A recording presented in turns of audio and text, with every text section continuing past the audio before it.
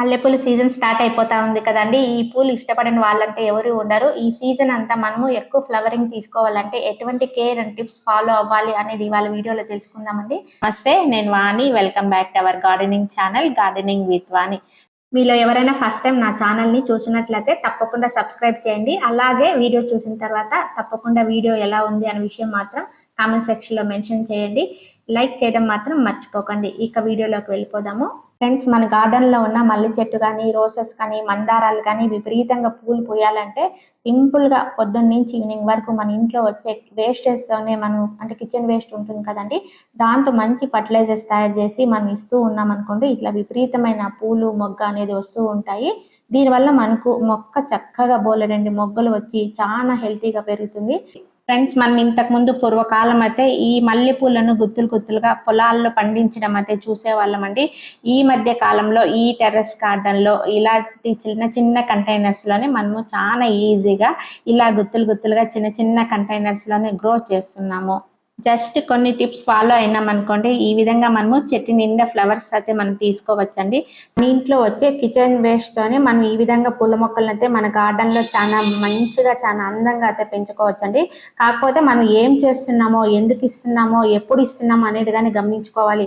అలా గమనించుకోపోయామనుకోండి, అంటే మొక్కలు కూడా చాలా స్ట్రెస్ లో ఉన్నట్లు కనిపిస్తా అంటే అప్పుడు ఇచ్చామనుకోండి, అవి ఆకులు అనేది వాడిపోతా ఉంటాయి, ముడిచిపోతా ఉంటాయి, రాలిపోతా ఉంటాయి, పండు బారిపోతా ఉంటాయి. అలాగే వాటర్ ఎక్కువైందా, తక్కువైందా, మట్టి కూడా గట్టిగా అయిపోయిందా, ఏమైనా డిసీజెస్ వచ్చాయా అనేది మనము ఎప్పటికప్పుడు అబ్జర్వ్ చేస్తూ ఉండాలి. ఇలా మొక్కకు ఇలాంటి సిచ్యువేషన్ ఉన్నప్పుడు మనం ఇలాంటి లిక్విడ్ ఫర్టిలైజర్స్ మొక్క మొదట్లోనే అంటే మొక్క చుట్టూనే కాదండి, మనము స్ప్రే కూడా చేయొచ్చండి. స్ప్రే చేసేదాని వల్ల ఏమవుతుందంటే ఈ ఎండలకి బాగా యాక్టివ్ అవుతాయి అనమాట. జస్ట్ కొన్ని టిప్స్ ఫాలో అయినామనుకోండి, ఈ విధంగా మనము చెట్టు నిండా ఫ్లవర్స్ అయితే మనం తీసుకోవచ్చండి. ఫస్ట్ స్టెప్ ఏమంటే పించింగ్ అండి. ఓల్డ్ లీవ్స్ ఉంటాయి కదా, అవి ఎప్పటికప్పుడు మనము తీసేస్తా ఉన్నాం అనుకోండి, మళ్ళీ కొత్త ఆకులు వచ్చేసి ఇలా చిగుర్లు వచ్చేసి మళ్ళీ మనకు ఫ్లవరింగ్ అనేది వచ్చేస్తూ ఉంటాయి. అలాగే ఫర్టిలైజర్స్ విషయానికి వస్తే ఎప్పటికప్పుడు మనము కొత్త కొత్తవి తయారు చేసి లిక్విడ్ ఫర్టిలైజర్స్ ఇస్తూ ఉన్నాం అనుకోండి, మంచిగా అవి అబ్జర్వ్ చేసుకొని మనకి ఇంత మంచిగా ఫ్లవరింగ్ ఇవ్వడానికి అవకాశం ఉంటుంది.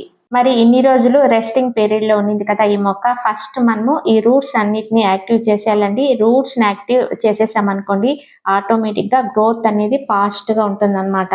అలాగే మొక్క మొదట్లో ఏదైనా పిచ్చి మొక్కలున్నా, చెత్త చెదారం ఉన్నా అంతా టోటల్ క్లీన్ చేసేయాలండి. చాలా రోజుల నుంచి మనము ఎలాంటి ఫర్టిలైజర్స్ ఇవ్వకుండా ఓన్లీ వాటరింగ్ చేస్తున్నాం, అంటే సీజన్ అయిపోయినట్ల నుంచి. సో ఇప్పుడు మనకి సీజన్ స్టార్ట్ అయింది కాబట్టి మట్టినంతా చాలా బాగా లూజ్ చేసుకొని ఏదైనా పిచ్చి మొక్కలున్నా, కలుపు మొక్కలున్నా అంతా బాగా క్లీన్ చేసుకోవాలి. సో మనకి ఈ మల్లె మొక్క అనేది హెవీ ఫీడ్ ప్లాంట్ అండి. మనము ఎంత చక్కగా టైం టు టైం ఫర్టిలైజర్స్ ఇస్తే అంత చక్కగా మనకు పూలు అనేది వస్తూ ఉంటాయి.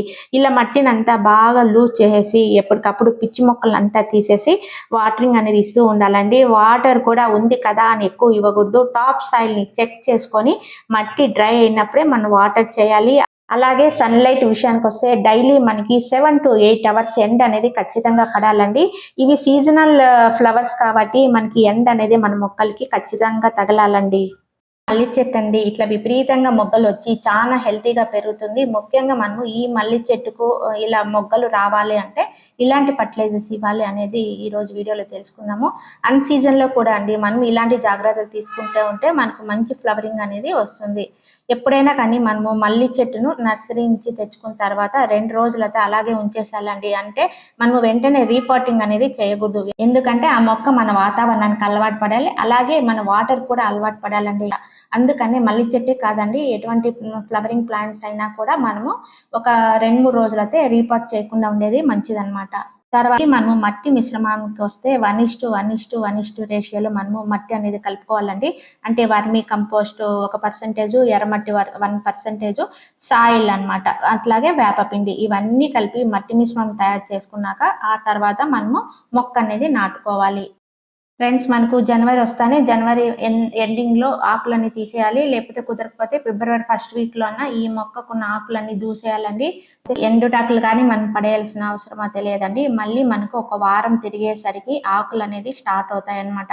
అప్పుడు మనము ఫర్టిలైజర్స్ అనేది ఇచ్చామనుకోండి, చిగుర్లు అనేది వచ్చేసి మొగ్గలు వచ్చేసి మనకు ఫ్లవరింగ్ అనేది స్టార్ట్ అయిపోతుంది. ఇలాంటి కేర్ అండ్ టిప్స్ ఫాలో అయినాం అనుకోండి, ఈ సమ్మర్ అంతా మల్లెపూలు అనేది మనం ఎక్కువగా తీసుకోవచ్చు. అలాగే మనం ఒకసారి ఫర్టిలైజర్స్ ఇచ్చాం కదా అని కామ్గా ఉండకూడదండి. వారానికి ఒకసారి కానీ 10 రోజులకు ఒకసారి ఏదో ఒక ఫర్టిలైజర్ అనేది మనము చేసి ఇస్తూ ఉండాలండి. అప్పుడే మనకు ఫ్లవర్స్ అనేది వస్తూ ఉంటాయి. అలాగే ఎప్పుడు సాయిల్ కూడా మనం లూజ్ అనేది చేస్తూ ఉండాలండి. లూజ్ చేయడం వల్ల ఏమవుతుందంటే మట్టి అనేది లూజ్ అవుతుంది, మట్టి గుల్లగా అవుతుందన్నమాట. అప్పుడు మనం వాటర్ చేసిన ఫర్టిలైజర్స్ ఇచ్చినా కూడా ఆ ఫర్టిలైజర్ అనేది మొక్క వేరు వరకు వెళ్ళి మనం ఇచ్చిన ఫర్టిలైజర్ మంచిగా యూజ్ అవుతుంది మొక్కకు. అప్పుడు మొగ్గలు రావడం, పూలు రావడం స్టార్ట్ అవుతుంది. ఫ్రెండ్స్, ఇవాళ నేను చూపించబోయే ఫర్టిలైజర్ ఏమంటే, ఈ ఉల్లిపాయ పొట్టులో కొంత భాగం మాత్రమే నేను తీసుకొని ఇలా బకెట్ లో నీళ్లు వేసి నానబెడుతున్నానండి. ఇది జీరో కాస్ట్ ఫర్టిలైజర్ అండి. అసలు మనకు రూపాయి కూడా ఖర్చు అయితే ఉండదు. దీన్ని మనం మార్కెట్కి వెళ్ళి ఎవరిని అడిగినా కూడా మనకు ఎంత కావాలంటే అంతే తీసుకొని పోండి అంటారు. ఒకవేళ అలా చేయలేము అనుకున్నప్పుడు డైలీ అయితే మనం వంట చేస్తూ ఉంటాం కదా, ఉల్లిపాయలు అయితే అవసరపడుతూ ఉంటాయి. ఆ పొట్టునంతా అలాగే పెట్టామనుకోండి, మనకి ఎక్కువైనప్పుడు దాన్ని ఇలా నీళ్ళల్లో నానబెట్టేసి డైల్యూట్ చేసి మొక్కలకి ఇస్తూ ఉంటే సరిపోతుంది. అలా కూడా చేయొచ్చు అనమాట. బాగా నేను 3 days అయితే అలాగే పెట్టేస్తున్నానండి. 3 days తర్వాత మంచిగా మనకు ఫర్మెంటెడ్ అవుతుంది. ఇలా మనము ఫర్టిలైజర్స్ తయారు చేసే బకెట్స్ ని ఎండలో అయితే పెట్టకూడదండి. ఖచ్చితంగా అయితే మనం నీడలోనే పెట్టాలి. పైన అయితే మూత అయితే ఖచ్చితంగా పెట్టాలి. 3 days తర్వాత చూడండి, ఈ ఉల్లిపాయ పొట్టు బాగా ఇలా నానిందండి. చూసారు కదా, పైన అయితే కొద్దిగా తెట్టులాగా అయితే కట్టిందండి. మొత్తం అయితే మనకి ఉల్లిపాయ పొట్టులో ఉండే సారం అంతా కూడా మనకి వాటర్ లోకి బాగా దిగింది అనమాట. కలర్ చూసారా ఎంత రెడ్ గా వచ్చిందో కదా, అసలు బీట్రూట్ ద్రావణం ఉన్నట్లుంది అనమాట. మంచి రెడ్ అయితే వచ్చింది. స్మెల్ కూడా సూపర్ గా ఉంది. మనం ఈ 3 days పైన నానబెట్టామనుకోండి, కొద్దిగా మనకు బ్యాడ్ స్మెల్ వస్తుంది. మళ్ళీ మన మొక్కలకి ఇది డైల్యూట్ చేసి ఇవ్వాలి కాబట్టి 3 days ఉంచితే చాలన్నమాట.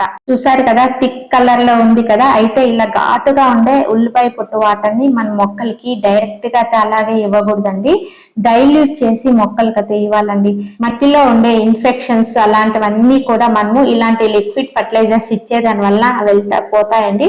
మనము అన్ని రకాల కూరగాయ మొక్కలకి, పూల మొక్కలకి ఇలాంటి ఫర్టిలైజర్స్ ఇస్తే మంచి రిజల్ట్స్ అనేది ఉంటుందండి. దీన్ని 1:10 రేషియోలో ఇవ్వవచ్చండి. అంటే ఒక మగ్ ఉల్లిపాయ పొట్టు లిక్విడ్ అనుకోండి, 10 mugs నార్మల్ వాటర్ అనమాట.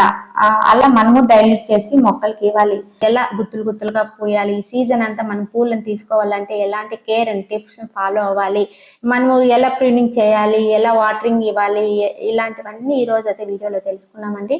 ఇలాంటి టిప్స్ మీరు కూడా ఫాలో అయ్యి ఈ పూలని మనం ఈ సీజన్ అంతా తీసుకోవాలని ఆశిస్తున్నాను. Wish you A happy gardening. ఈ వీడియో నచ్చినట్లయితే లైక్ చేయండి, షేర్ చేయండి, సబ్స్క్రైబ్ చేయండి. Thank you.